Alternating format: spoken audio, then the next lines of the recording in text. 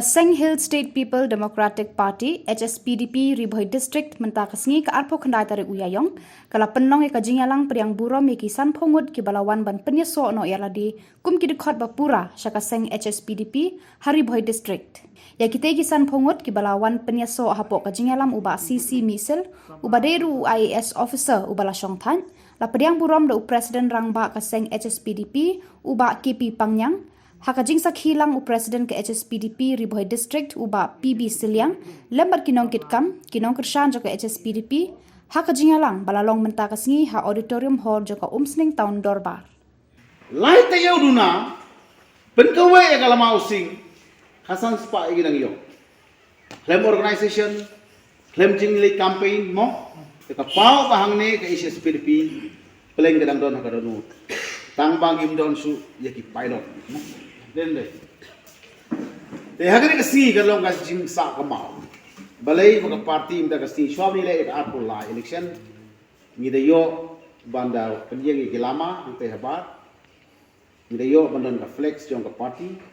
Bar ka bakham kong san menta kasi ka banginde ban klet jong ka Ribhoi district HSPDP kalong.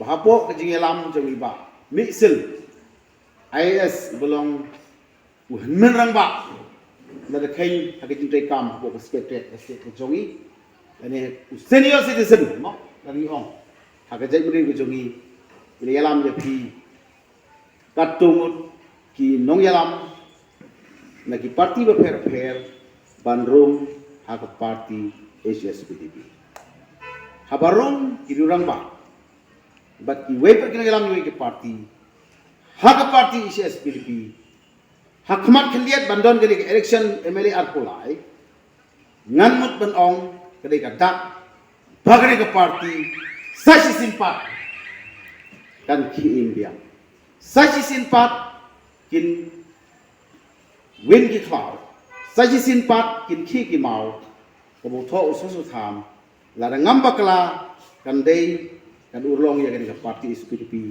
kalau tak pentas sampulai di kisnem naru berseng ya kan Kehenben ke HSPDP laisnem ya state Meghalaya. But abak kehenben kumta kumno. But dai ini ke parti ke jongi ke HSPDP kapaladon benta ban hoi kidon ke parti ke HSPDP ke baperta no state no rest about how ke state Meghalaya. Tang bahak ke snem ke bayele ya kane ka state Meghalaya nadu ke snem ka khandai spa rup hau tu kuwai ni parter ternai Lain lang hagalama jo all party mo